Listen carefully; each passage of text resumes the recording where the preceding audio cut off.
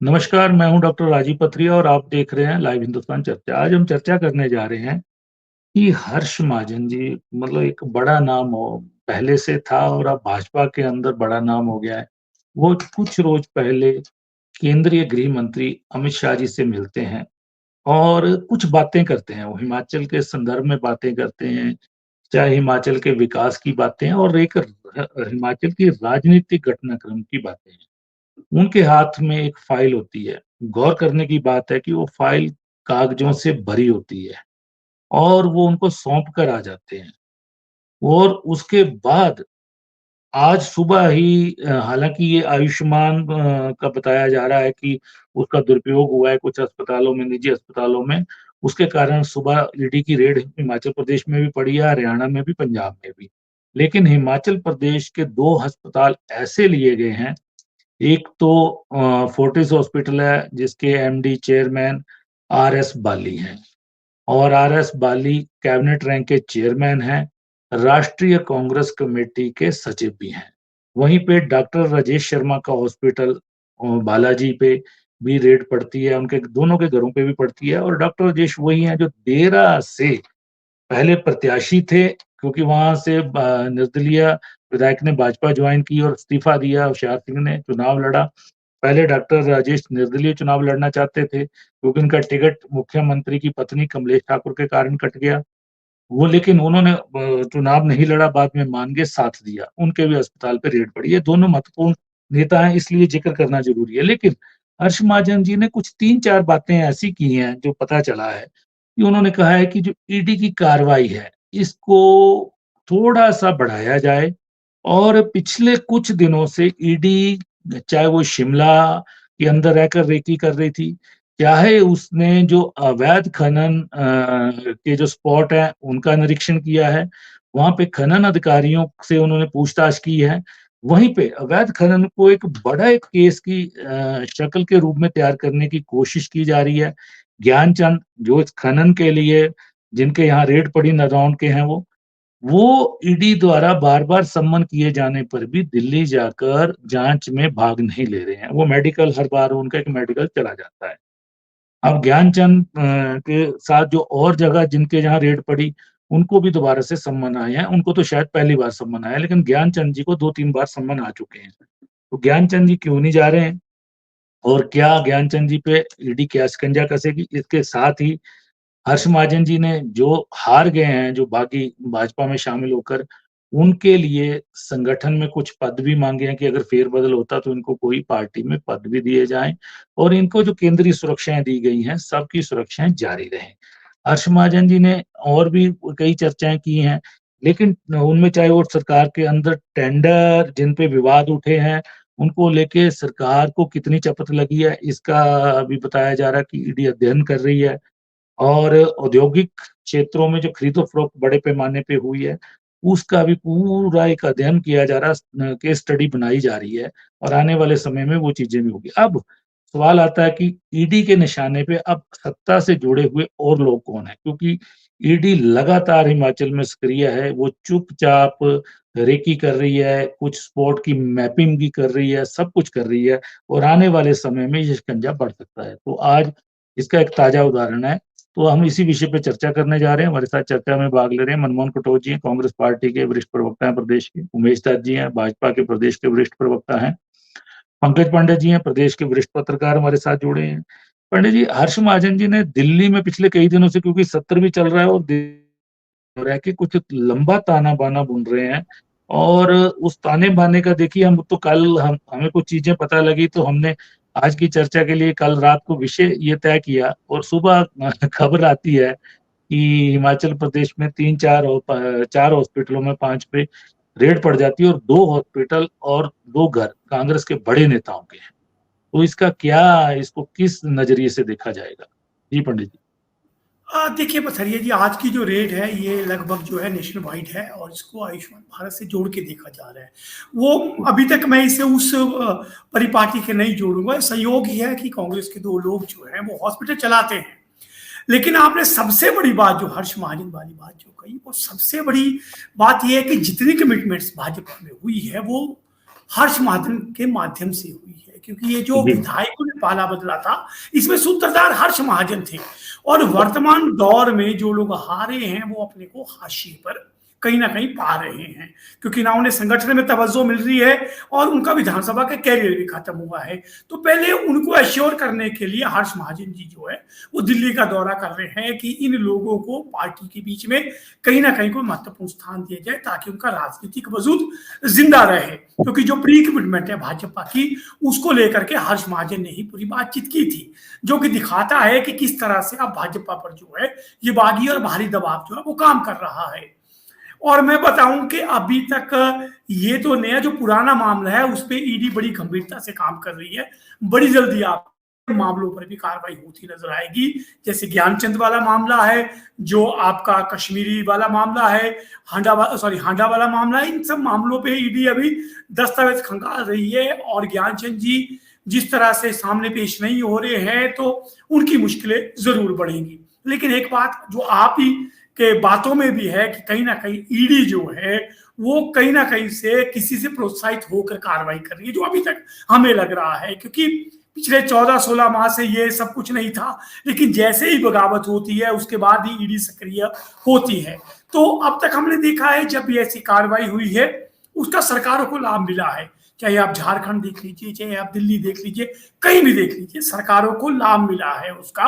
और हिमाचल प्रदेश के उपचुनावों में भी आपने देख लिया कि जिस तरह से ईडी की कार्रवाई हुई तो उसके बाद उसका असर जो है वो फायदा देता नजर आया कांग्रेस को, क्योंकि जो ईडी की कार्रवाई को जो है राजनीतिक प्रतिशोध की भावना से जिस तरह से राजनीतिक दल पेश कर रहे हैं उससे कहीं ना कहीं ईडी की छवि भी प्रभावित हुई है। अब देख रहे हैं हिमाचल में जो आज रेड हो रही है इससे क्या निकलता है, क्या ये उनसे कनेक्ट होती है, लेकिन अभी तक हमारी जानकारी के अनुसार पूरे उत्तर भारत में ये रेड्स हो रही है, ऊना में भी हो रही है, कई जगह शिमला में भी है, कई जगह ये, तो लेकिन इसको लेकिन नहीं निश्चित ठीक है, ये आपकी बात सही है पंडित जी, लेकिन देखिए इसी आयुष्मान हिमकेयर का जो भी गड़बड़ियां थी उसकी विजिलेंस भी जांच कर रही है, 1 साल से कर रही है ऊना के हॉस्पिटल की, चाहे वहां पे, लेकिन अब ईडी ने हाथ डाला है और निशाने पे कहीं ना कहीं हिमाचल के 2 बड़े नेता आए हैं। और अब तक क्यों ईडी इसमें नहीं थी, क्योंकि हर्ष महाजन की चर्चा और उससे पहले 3 विधायक जो बागी जीत के आए और ईडी कार्यालय पहुंचे, बड़ी बड़ी फाइलें सौंपी उन्होंने। उसमें बताया जा रहा है कि कुछ प्रॉपर्टीज के लेन देन के औद्योगिक क्षेत्रों में सस्ते बापे लेके आगे महंगे बापे बेचने की वो भी दस्तावेज सौंपे गए हैं। उसकी अभी तक स्कैनिंग चल रही है ईडी ऑफिस में, उसकी भी कड़ियां जुड़ने वाली हैं। देखिए पसरिया जी, अभी 2 मामलों में कार्रवाई हुई है, एक वन टाइम सेटलमेंट्स केसीसी वाला मामला और एक अवैध खनन वाला मामला। औद्योगिक वाले मामले में मैं आपसे सहमत हूं, ये कार्रवाई अतिशीघ्र होगी, मे भी 15 दिन में, 20 दिन में। इस मामले में भी कोई ना कोई बड़ी कार्रवाई ईडी करेगी, लेकिन मैंने पहले कहा है कि टाइमिंग पर सवाल उठता है कि कुछ लोग मिलते हैं और वो कंप्लेंट करते हैं तो ईडी कार्रवाई करती है। तो कुल मिलाकर के अब तक हमने देखा इसका राजनीतिक लाभ जो है वो प्रदेशों में जो जिन पर कार्रवाई होती है उन्हें मिला है, बहुत ऐसे उदाहरण हैं। तो अब देखना है कि ईडी अपनी साख किस तरह से इसको पूरी तरह के न्यूट्रल रेड बता पाती है। लेकिन निश्चित तौर पे आज की रेड भी जो चर्चा में है, जो 2 बड़े चेहरे हैं वो हैं, लेकिन अब देखते हैं इस सब में क्या होता है। और हिमकेयर नहीं है, ये सिर्फ आयुष्मान केयर है, आयुष्मान कार्ड पर है, क्योंकि हिमकेयर टोटली हिमाचल सरकार का प्रोगेटिव है, हिमाचल सरकार ही फंडिंग करती है, उसकी जांच सिर्फ हिमाचल सरकार को। आयुष्मान से विजिलेंस वाले मामले की बात कर रहा था जो उन्ना का पेंडिंग है, वो हिमकेयर से भी जुड़ा है। मुझे लगता है कहीं ना कहीं इसके साथ कहीं कहीं जो है वो पूर्व सैनिकों को जो सुविधा दी जाती है शायद उसको भी इसके बीच में जो है जोड़ा गया है, क्योंकि हमीरपुर कांगड़ा इस सब एरिया में पूर्व सैनिक बहुत ज्यादा, जो ईसीएच को भी सेवाएं दी जाती है, शायद वो भी इस कड़ी में जुड़ सकता है। जी मनमोहन जी, बड़ी कार्रवाई शुरू हो गई है, कहीं ना कहीं सत्ता के साथ जुड़े लोग, चाहे वो सत्ता के अंदर है चाहे बाहर है। ईडी पिछले कई दिनों से चाहे शिमला के कुछ होटलों में ठहरी, वो अभी भी ठहरी हुई है, और भी कई प्रदेश के अन्य प्रांतों में, जहां चाहे वो हमीरपुर है, चाहे कांगड़ा है, चाहे वो कुल्लू है, चाहे वो मंडी है, मतलब अलग अलग जगहों पे ईडी के लोग रेकी कर गए हैं, प्रॉपर मैपिंग कर रहे हैं वो। और अवैध खनन के तो इतने मामले, आपका भी शायद विधानसभा क्षेत्र छूता नहीं रहेगा जब ये जांच बढ़ेगी, क्योंकि खनन नीति में जो बदलाव है वो अधिकारियों से पूरे ईडी ने जांच पड़ताल कर ली है। और माइनिंग लीज कहीं और है, और माल कहीं और जा रहा है, क्या जा रहा है, वह खनन कैसे हो रहा है, ये भी एक बड़ा मामला है। और हर्ष महाजन जी के मिलने के बाद अचानक, क्योंकि हर्ष महाजन ने कहीं ना कहीं बातें तो उठाई हैं कि ईडी की सक्रियता को बढ़ाया जाए, क्योंकि हमें हमारे पास जो मामले हैं इनको कहीं ना कहीं लॉजिकल एंड तक पहुंचाया जाए। तो हर्ष महाजन जी की बड़ी भूमिका दिख रही है इस समय जी। देखिए, बड़ी स्पष्ट बात है, पूरे हिमाचल में ही नहीं पूरे हिंदुस्तान में जब से भाजपा की सरकार ने सत्ता संभाली है, जहां जहां विरोधी विचारधारा की सरकारें हैं, यहाँ विरोधी विचारधारा के लोग सत्ता में बैठे हैं, काबिज हैं, वहां वहां ईडी को गलत तरीके से यूटिलाइज करके बीजेपी की सरकार ने अपने विरोध को दबाने की कोशिश करने का काम किया है। पहले हिमाचल की सरकार को तोड़ने के लिए इन्होंने प्रयत्न किया, जब सरकार नहीं तोड़ पाए तो अब ईडी को आगे करके, सीबीआई को आगे करके, और निश्चित तौर पे हिमाचल ही नहीं पूरे हिंदुस्तान में आपने देखा होगा कि कितने विरोधी नेता हैं, और जो भाजपा में शामिल हो जाता है वो ईडी की जांच से बच जाता है। इन्होंने दरवाजे खोल के रखे हैं कि आप आओ, भाजपा में शामिल हो जाओ और आपको ईडी तंग नहीं करेगी। जहां तक हिमाचल की बात है, अगर कहीं गलत होता है तो निश्चित तौर पर उसके खिलाफ कार्रवाई होनी चाहिए। लेकिन क्यों कांग्रेस और अन्य जो विरोधी पार्टियां हैं उनके खिलाफ ही कार्रवाई होती है, उनके ऊपर ही ईडी की जांच बैठती है, उनके खिलाफ ही बड़ी तौर पे ईडी के छापे पड़ते हैं? ये एक सोचने वाली बात है, और पिछले काफी अरसे से ऐसा पूरे हिंदुस्तान में देखने को मिला है। जहां तक हिमाचल में मैं कहना चाहूंगा, जो हमारे नेताओं के ऊपर ईडी की रेड पड़ी है, नेताओं के घरों को खंगाला गया, या नेताओं के जो बिजनेस स्थल हैं या हॉस्पिटल हैं उनमें रेड डालने का काम किया गया है। मैं ये कहना चाहूंगा, डॉक्टर राजेश शर्मा की बात हो या आर एस बाली के हॉस्पिटल की बात हो, दोनों ही लोग बहुत से गरीब लोगों की सहायता करते हैं और बहुत से गरीब लोगों का इलाज फ्री में करते हैं। लेकिन जो जन भावनाएं हैं उनको ना पहचानते हुए ईडी की जो जांच है उनके खिलाफ की जा रही है, और वो पूरी तरह से इससे बरी होकर निकलेंगे। और साफ तौर पे ये कहना चाहूंगा कि पूरी तरह से इसमें जो उनको दबाने की, उनकी आवाज को दबाने की कोशिश है वो नाकाम होगी। और हर्ष महाजन जी कांग्रेस से निकले हैं, घर का भेदी लंका ढाए वाला भी मैं कहना चाहूंगा हिसाब है। अगर हर्ष महाजन जी चाहते हैं कि कांग्रेस की सरकार को गिराना है, और उन्हीं के साथ जो जुड़े रहे काफी लंबे समय तक मौजूदा मुख्यमंत्री जो हमारे हैं, और हर्ष महाजन जी युवा कांग्रेस के अध्यक्ष भी रहे, मैं भी रहा हूँ, बड़ा मान सम्मान उनका करता था। लेकिन जिस तरह का उन्होंने रोल अदा किया है पिछले काफी दिनों से, जिस कांग्रेस ने उनको पहचान दी, जिस कांग्रेस ने उनके परिवार को पहचान दी, उस कांग्रेस की सरकार को गिराने के लिए वो और इससे ज्यादा नीचे कितना गिर सकते हैं, ये देखने वाली बात।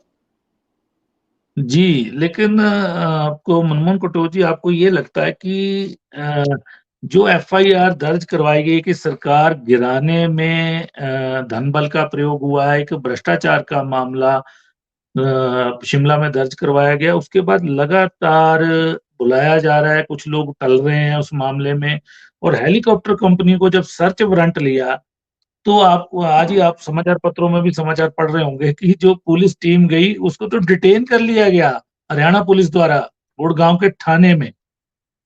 वो भी असर ये हर्ष महाजन जी की 3 दिन पहले की मुलाकात का है, 4 दिन पहले की जो मुलाकात है, क्योंकि ये वेपन दोनों तरफ से खोल दिया गया है और अब शायद ये रुकेगा नहीं। वेपन किसने पहले खोला ये देखने वाली बात है, किसने पहल की है ये देखने वाली बात है, और किसने गलत तरीके से चुनी हुई सरकार को गिराने की शुरुआत की है ये देखने वाली बात है। चाहे पैसे के लेन देन की बात हो, सामने दिखता है कि निर्दलीय विधायक एक व्यक्ति पूरा जीवन विधायक बनने के लिए लगा देता है, राजनीतिक व्यक्ति, और व्यक्ति विधायक बनता है और विधायक बनने के बाद इस्तीफा ठीक 15 महीने बाद देना चाहता है, वो भी इंडिपेंडेंट विधायक। ठीक है, कांग्रेस के जो विधायक थे उनकी कोई नाराजगी हो सकती है, लेकिन इंडिपेंडेंट उम्मीदवार, आजाद व्यक्ति, जो चुना हुआ व्यक्ति, जो लोगों की भावनाओं के साथ खिलवाड़ करते हुए रिजाइन करने की बात करता है, उसमें निश्चित तौर पे कुछ ना कुछ बड़े घपले की बू आती है। और मैं कहना चाहूंगा कि वो बात भी सामने आएगी, लेकिन मौजूदा तौर पे जिस तरह से भाजपा का एटीट्यूड रहा है चुनी हुई सरकारों के खिलाफ पूरे हिंदुस्तान में, वो निश्चित तौर पे एक सोचने वाली बात है, लोकतंत्र के लिए एक बड़े खतरे की बात है। और हिमाचली नहीं, आपने देखा होगा असम के मौजूदा मुख्यमंत्री के खिलाफ पहले इन्होंने कार्रवाई की थी, लेकिन जैसे ही वो भाजपा में गया आज मुख्यमंत्री है। इसी तरह से पूरे हिंदुस्तान में कई नेता हैं जिनके खिलाफ ईडी सीबीआई की जांच हुई और बाद में जब वो भाजपा में चले गए तो निश्चित तौर पे वो पूरी तरह से बरी हो गए हर बात से, वो साफ सुथरी छवि लेके बाहर आ गए। अब महाराष्ट्र के अशोक चौहान जी को देखें, बहुत सी एग्जाम्पल है। और डराने की कोशिश, डराने की एक राजनीति पूरे हिंदुस्तान में की जा रही है, जिसका हर व्यक्ति और कांग्रेस का कार्यकर्ता पूरे डट के मुकाबला करेगा और इनकी डराने की राजनीति से डरने वाला नहीं। उमेश जी, मनमोहन जी को आप सुन रहे होंगे। मनमोहन जी का कहना है कि ये बदले की कार्रवाई है, और बदले की कार्रवाई इसलिए भी है क्योंकि आप देखिए जो सरकार गिराने की एफआईआर है उसकी जांच भी इसलिए नहीं बढ़ पा रही कि जो उसमें आरोपी गवाह आदि जो भी है संभावित, वो सहयोग नहीं कर रहे, टल रहे हैं। और गुड़गांव में टीम जाती है, हरियाणा पुलिस हिमाचल पुलिस को डिटेन कर लेती है थाने में, ये हालात हो जाते हैं। तो आज की जो कार्रवाई है वो भी कहीं ना कहीं लिंक कर रही है, क्योंकि अलग अलग तरीके से कार्रवाई शुरू हो चुकी है और वो कहीं ना कहीं घूम फिर के कांग्रेस के ही और मुख्यमंत्री सुखविंदर सिंह सुक्खू के करीबी लोगों के तक पहुंचाने की कोशिश की जा रही है, ऐसा आरोप है। देखिए डॉक्टर साहब, ऐसा है कि इस सारे विषय में आप सब लोग बहुत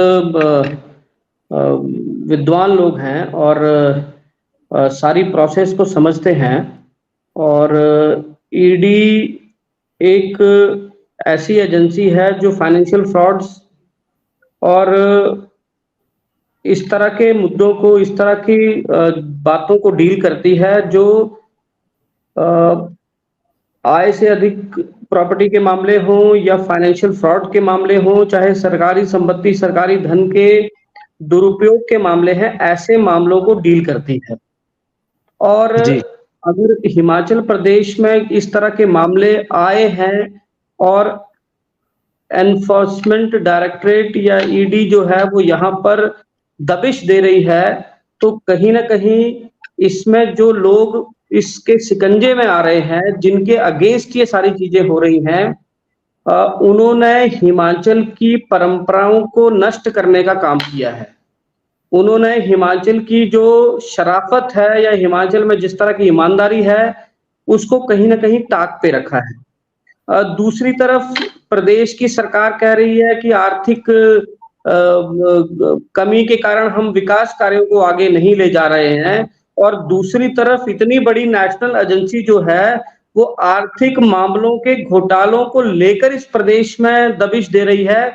तो कहीं ना कहीं ये सारा मामला जो है वो फाइनेंशियल इरेगुलरिटीज का है, कहीं ना कहीं आय से अधिक पैसा बनाने का है, और इसमें बड़े बड़े लोग भी हो सकते हैं, वो भविष्य के गर्भ में है कि कब ये चीजें सामने आएंगी।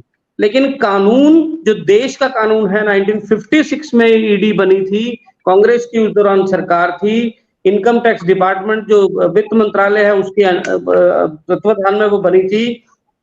कई देश के कानूनों को लागू करने का काम ईडी करती है। अगर वो यहाँ दबिश दे रही है, यहाँ अगर वो सारी चीजों को खंगाल रही है, यहाँ किसी को वो समन दे रही है, वो वहां पेश नहीं हो रहा है, वो किसका खास है, ये सारे विषय अगर हिमाचल प्रदेश में आ रहे हैं तो कहीं ना कहीं कानून का साथ देना चाहिए, कानून के तत्वाधान में जो हो रहा है उसका वेट करना चाहिए, और ऐसे सारे मामले उजागर होने चाहिए जिससे हिमाचल प्रदेश की परंपरा, जिसमें हिमाचल प्रदेश एक ईमानदार प्रदेश और ईमानदार लोगों के लिए माना जाता है, वो परंपरा बनी रहे। दूसरी बात जो कांग्रेस कह रही है कि ईडी को इसलिए उपयोग किया जा रहा है, मनमोहन जी को मैं बताना चाहता हूं कि आर्टिकल 356 को कांग्रेस ने इस देश में 60 साल के राज में 90 बार उपयोग किया है।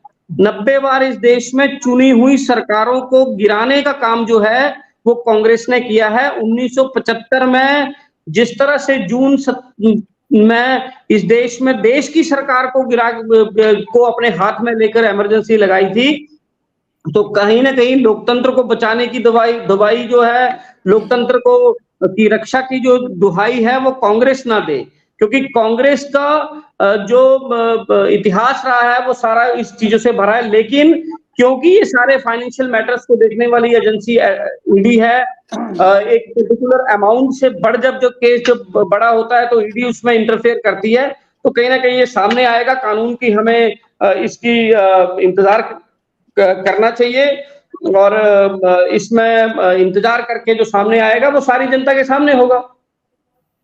जी मनमोहन जी। मैं बड़े आदर के साथ कहना चाहूंगा उमेश भाई से कि कांग्रेस की जब भी कोई बात आती है भाजपा सरकार के ऊपर, तो ये कांग्रेस के पिछले 60 साल गिनाना शुरू हो जाते हैं। और मैं इनको याद कराना चाहूंगा कि कांग्रेस को पूरी तरह से नकारते हुए 2014 में भाजपा की सरकार केंद्र में बनाने का इस देश की जनता ने फैसला लिया। जब इनको मौका मिला है तो अगर कांग्रेस ने कुछ गलत किया था तो इनको उस गलती को सुधारना चाहिए। ये पीछे का रोना रोके, जो कांग्रेस ने अच्छा किया, अगर कांग्रेस लोकतंत्र को ना बचाती तो उमेश भाई माफी चाहूंगा, आप इस चैनल पे बैठ के यूं मेरे साथ वार्तालाप ना कर रहे होते। कांग्रेस ने लोकतंत्र को जिंदा रखा तो एक आम साधारण परिवार से उठते व्यक्ति आज प्रधानमंत्री पद तक पहुंचा। कांग्रेस ने लोकतंत्र को जिंदा रखा तो आप आज एक साधारण परिवार से उठते व्यक्ति हिमाचल प्रदेश का मुख्यमंत्री बना। आप लोग और मैं आज राजनीति में अगर कहीं आगे बढ़े हैं तो कांग्रेस ने लोकतंत्र को जिंदा रखा, इसीलिए आगे बढ़ पाए हैं। दूसरी आपको याद कराना चाहूंगा, माफी चाहता हूँ, कि अभी पीछे 15 महीने 15 महीने पहले भाजपा की सरकार इस प्रदेश से गई है और कितने पेपर लीक हुए, कितना फाइनेंशियल घपला हुआ, उस बार तो ईडी की रेड कभी एक बार भी हिमाचल में नहीं पड़ी।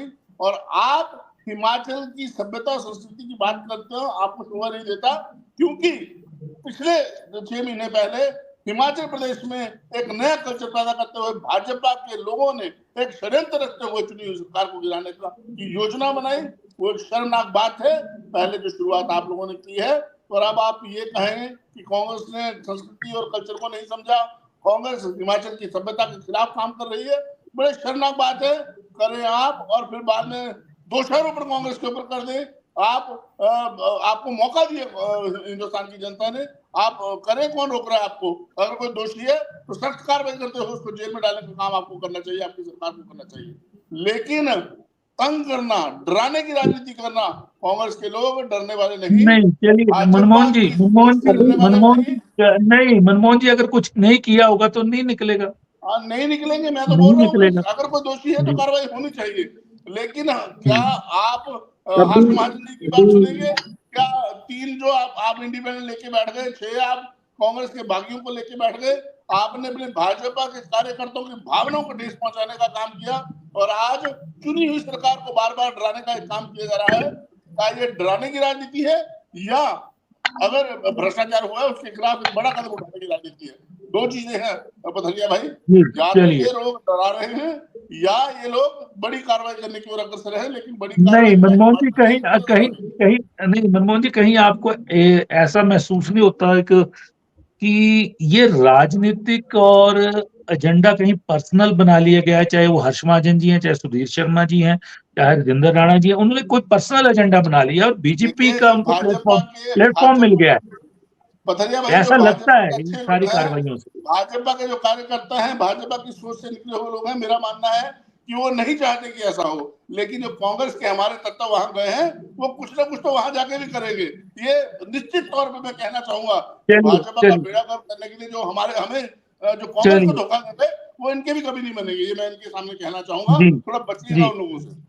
जी पंडित जी, यही मेरा सवाल रहेगा कि कहीं ये महसूस कहीं ना कहीं राजनीतिक तौर पे एक महसूस होता है कि अब ये पर्सनल एजेंडा 9+1 ये 10 लोगों का, हर्ष महाजन जी पूरा लीड कर रहे हैं इस चीज को, और +9 और 3 तो विधायक चुन के आ गए हैं। तो ये एजेंडा कहीं पर्सनल है कि इस सरकार को डिस्टर्ब ही रखा जाए, और जो अवैध खनन का जो ताना बाना बुन दिया गया, प्रदेश खैर किसी की भी सरकार रही हो, अवैध खनन से अछूता नहीं रहा है पंडित जी, क्योंकि एनजीटी की टीमें तक पहुंची हैं। ऊना में अवैध खनन पिछले भाजपा के 5 सालों में भी जमकर हुआ है और अब भी लगातार जारी है। वहां के पत्रकार शेयर करते हैं पिक्चर, खबरें भी लगाते हैं, लेकिन कुछ नहीं हो पाता। और वहां अब तो देखिए माइनिंग डिपार्टमेंट ने एसपी से फोर्स भी मांगी है कि ऊना की इलीगल माइनिंग को रोका जाए। तो ये इलीगल माइनिंग का धंधा हिमाचल प्रदेश में बहुत बड़ा है और ईडी जब से लीगल माइनिंग पे थोड़ा-सा उसने अटैक किया तो नेता बहुत परेशान है पंडित जी। चाहे वो भाजपा की तरफ के नेता हैं सुनिए, चाहे वो कांग्रेस की तरफ से हैं। क्योंकि क्रशर लॉबी और उनके साथ भागीदारी वाले लोग बहुत हैं, वो बहुत परेशान हुए हैं। और जो आम जनता है वो तो कह रही है कि ईडी सच का सच निकाले और इस सारे गंदे धंधे को बंद करे। आम जनता ये भी चाहती है। देखिए, मैंने पहले कहा था पिछली बार भी कि ये लड़ाई धीरे-धीरे राजनीतिक से निजी होती जा रही है। वो आपको नज़र आ रहा है कि ये लड़ाई निजी हो गई है सुखविंदर सिंह सुक्खू बनाम कुछ लोगों की। और हिमाचल प्रदेश में अवैध खनन का मामला जो है, वो हिमाचल और पंजाब जो है, ये साथ जो बॉर्डर जितना हमारा एरिया है, वो बड़ा सेंसिटिव है। वहाँ पे कई सालों से ये चल रहा है। लेकिन ईडी की जो पिक एंड चूज़ की कार्रवाइयाँ अगर ऐसी होती है, तो निश्चित तौर पे उनकी कार्रवाई पर सवाल हर हाल में उठेंगे। उठेंगे, दूसरी बिल्कुल। बात दूसरी बात अब यहाँ पे असली चीज़ देखने वाली ये है कि क्या भाजपा 9+1 का इस्तेमाल कर पाएगी या ये 9+1 भाजपा का इस्तेमाल कर रहे हैं, ये भविष्य के गर्भ में छुपा है। इससे लाभ किसको बिल्कुल। होगा? कहीं ऐसा ना हो कि इस निजी दुश्मनी को निभाने के कारण भाजपा को बड़ा नुकसान उठाना पड़ जाए। लेकिन भविष्य के गर्भ में अब देखते हैं कि ये जो देखिए टाइमिंग बड़ी इंपॉर्टेंट है। आपने पहले सरकार गिराने की कोशिश की, फिर 9 लोगों को शामिल किया, बाई इलेक्शन हुए, बार-बार आप कहते रहे सरकार गिर रही है, उस सबसे सवाल उठता है। आज हम चर्चा कर रहे थे कि हिमाचल प्रदेश में ईडी ने अपना रुख कर लिया है। ईडी की कई टीमें पिछले कई दिनों से राजधानी सहित अलग-अलग जगह पे प्रॉपर रेकी कर रही है, सबूत इकट्ठे कर रही है, क्योंकि इलीगल माइनिंग का एक बड़ा मामला ईडी के ध्यान में आया है। ज्ञानचंद जो कि इस मामले में आरोपी ईडी के हैं, वो बार-बार कार्रवाई से बच रहे हैं। मुख्यमंत्री सुखविंदर सिंह सुक्खू जी के विधानसभा क्षेत्र नादौन से संबंध हैं वो। भले ही वो माइनिंग के क्षेत्र में पुराने खिलाड़ी हैं, लेकिन अब जो उनके खिलाफ ईडी ने सबूत जुटाए हैं, वो और कड़ियाँ भी जोड़ते जा रहे हैं कि और भी प्रदेश में बड़े पैमाने पे इलीगल माइनिंग हो रही है और धन शोधन के मामले से बढ़ते जा रहे हैं। सारा काम कैश में है कहीं न कहीं। वहीं एचआरटीसी वाले मामले में, चाहे वो ज्वेलर का मामला है, उसमें भी ईडी बहुत आगे बढ़ चुकी है। और हर्ष महाजन जी की मुलाकात के बाद उनकी मुलाकात का कहीं न कहीं यही एक उद्देश्य था कि इन कार्रवाइयों पे रुका ना जाए, इनको तेज़ी से बढ़ाया जाए। और उन्होंने वो अपनी बात रखी और अब जो रेड हुई है, चाहे वो ठीक है कि आयुष्मान योजना को लेकर है और पूरे उत्तरी भारत में हुई है, लेकिन कांग्रेस के 2 बड़े नेताओं के अस्पतालों और कार्यालयों पे रेड होना, राजनीतिक चर्चा तो इससे खड़ी होगी ही होगी। तो आज हमने इसी विषय पे चर्चा की, आप सबने चर्चा में भाग लिया, मैं आप सबका धन्यवाद करता हूँ।